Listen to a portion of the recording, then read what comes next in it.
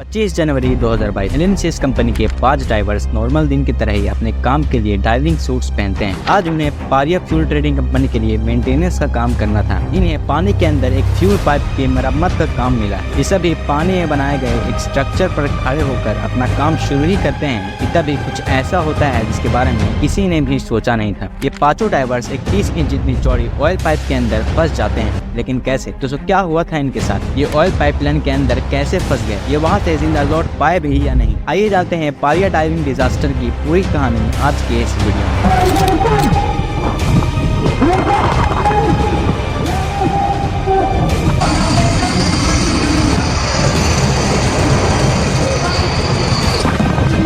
Because everything inside my hoop and I rescued. Everything inside you hoop and I rescued, you know. Nobody was making sense. We don't want it. Unbelievable nightmare.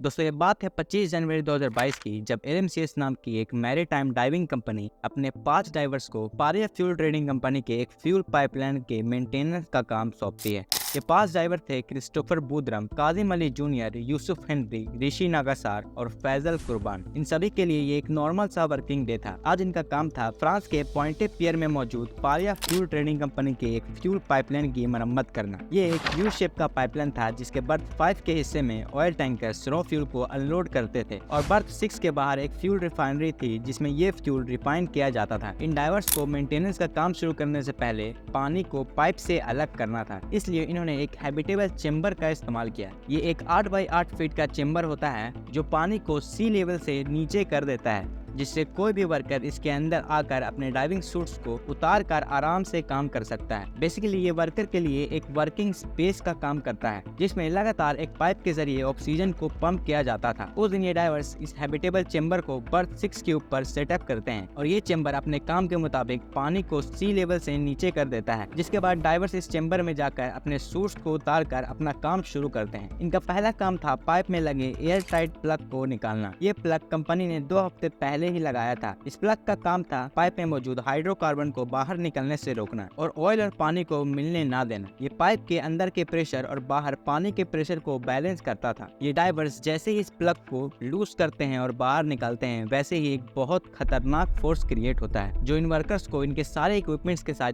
Pipe के अंदर बहुत ही तेजी से खींच लेता है। ये इतना जल्दी हुआ कि किसी को भी कुछ समझ नहीं आया। थोड़ी देर बाद सबको ये रियलाइज हुआ कि इनके साथ अभी क्या हुआ है। ये सभी बहुत बुरी तरह इंजर्ड हो चुके थे। लेकिन हैरानी की बात तो ये थी कि एक तेल से भरे पाइप के अंदर बिना ऑक्सीजन मास्क के ये अभी भी जिंदा थे। दरअसल ये लकीली एक एयर पॉकेट में फंस गए थे जहां ऑक्सीजन मौजूद था, जिससे ये सांस ले पा रहे थे। इन्हें पता था कि ये ऐसे ज्यादा देर तक जिंदा नहीं रह पाएंगे, इन्हें कुछ करना होगा। ये आपस में बात करते हैं और ये फैसला लेते हैं कि इन्हें धीरे धीरे आगे बढ़ना होगा। लेकिन यहाँ एक और प्रॉब्लम थी, इन्हें ये पता नहीं था कि इन्हें किस तरफ जाना है। क्रिस्टोफर बूदरम का कहना था कि ये लोग पाइप के अंदर मुंह के बल गिरे हैं, इसलिए उन्हें बाहर निकलने के लिए पीछे की तरफ बढ़ना हो। लेकिन बाकी लोगों का मानना था कि वो मुंह के बल नहीं बल्कि पैर के बल गिरे हैं और उन्हें बाहर निकलने के लिए आगे की तरफ बढ़ना होगा। क्रिस्टोफर बूदरम सबसे आगे थे। वो अपने पीछे मौजूद काजिम अली जूनियर के कंधे पर पैर रखते हैं और ऐसे ही सब एक के ऊपर पैर रखकर एक चेन बना लेते हैं। सबसे पीछे मौजूद फैजल आगे बढ़ते हैं। फैजल के आगे बढ़ने से वे सभी धीरे धीरे आगे बढ़ने लगे। लेकिन पाइपलाइन में अंधेरा और फिसलन होने की वजह से वो घंटों मेहनत करने के बाद भी कुछ ही इंच आगे बढ़ पाए। आगे जाने के बाद क्रिस्टोफर को समझ में आता है कि आगे सिर्फ 6 इंच जितनी जगह है सांस लेने के लिए। पीछे के 2 डाइवर्स फैजल और ऋषि की हालत बहुत खराब हो गई थी। सब मिलकर ये फैसला लेते हैं कि अब क्रिस्टोफर और काजिम ही आगे जाएंगे और बाहर से उनके लिए मदद लाएंगे। ऋषि, फैजल और यूसुफ उसी जगह रुक जाते हैं और क्रिस्टोफर और काजिम आगे बढ़ते हैं। थोड़ा आगे जाने के बाद उन्हें दूसरा एयर पॉकेट मिल जाता है। इन पांचों में क्रिस्टोफर, फैजल और ऋषि को तो हल्की फुल्की चोट आई, लेकिन यूसुफ और काजिम का पैर टूट गया था। काजिम अली जूनियर अब आगे नहीं बढ़ पा रहे थे, इसलिए क्रिस्टोफर ये डिसाइड करते हैं कि वो अब अकेले ही आगे बढ़ेंगे। क्रिस्टोफर काजिम को दूसरे एयर पॉकेट में छोड़कर आगे बढ़ जाते हैं। थोड़ी ही दूर जाने पर क्रिस्टोफर को एक ऑक्सीजन सिलेंडर मिलता है जो उन्हीं के साथ पाइपलाइन के अंदर खींचा चला आया था। क्रिस्टोफर उस सिलेंडर को अपने आगे रखकर आगे बढ़ना शुरू करते हैं। क्रिस्टोफर को यह पता नहीं था कि इस सिलेंडर में और कितना ऑक्सीजन बचा है। थोड़ी देर बाद ही उसे सांस लेने में दिक्कत होने लगती है। वो जान गया था कि अब इस सिलेंडर में ज्यादा ऑक्सीजन नहीं बचा है कि तभी वो आगे किसी चीज से टकराता है। वो चीज और कुछ नहीं बल्कि एक और और ऑक्सीजन सिलेंडर था। क्रिस्टोफर अपना सिलेंडर चेंज करता है और वो फिर से अपना सफर शुरू कर देता है। कई घंटों की मेहनत के बाद क्रिस्टोफर उस जगह पर पहुंच जाता है जहां से अब उसे ऊपर बढ़ना था। क्रिस्टोफर अभी भी बहुत घबराया हुआ था। वो सोच रहा था कि क्या होगा अगर जिस तरफ वो बढ़ रहा है वो बर्थ 6 नहीं बल्कि बर्थ 5 हो। ऐसी हालत में उसकी मौत पक्की थी। वो जैसे तैसे हिम्मत जुटाकर ऊपर बढ़ता है और लकीली ये बर्थ 6 ही था। वो पाइप से बाहर निकलता है और तुरंत जोर जोर से पाइप को बजाने लगता है और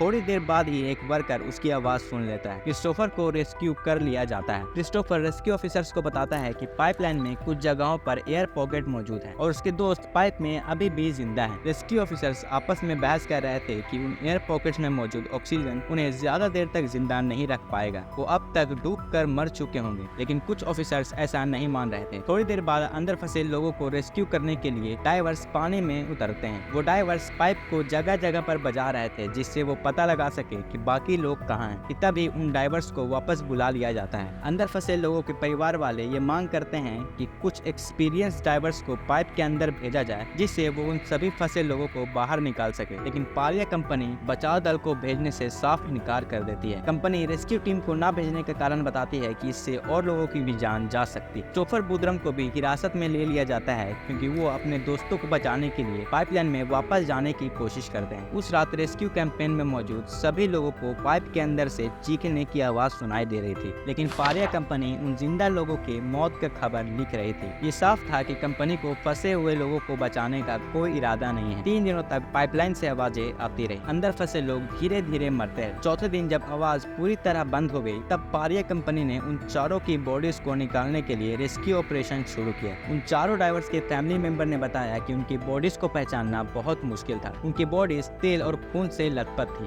हादसे से कुछ दिन बाद क्रिस्टोफर ने एक इंटरव्यू में बताया कि अंदर उनके आंखों में, कानों में और मुंह में गले तक क्रूड ऑयल चला गया था जिससे उन्हें बहुत दर्दनाक जलन हो रही थी। उसने बताया कि अंदर फंसे डाइवर्स इंतजार कर रहे थे कि कोई उन्हें बचा लेगा, लेकिन ऐसा कुछ भी नहीं किया गया। तो अगर आपको ये वीडियो पसंद आया हो तो इस वीडियो को लाइक कीजिए और ऐसी इन्फॉर्मेटिव वीडियोस के लिए हमारे चैनल को सब्सक्राइब कीजिए। और अगर आपको इस इंसिडेंट के सभी ऑडियो और वीडियो फुटेज को देखना है तो डिस्क्रिप्शन में दिए गए लिंक पर क्लिक कीजिए। मिलते हैं अगले किसी खास वीडियो में किसी खास टॉपिक के साथ। जय हिंद।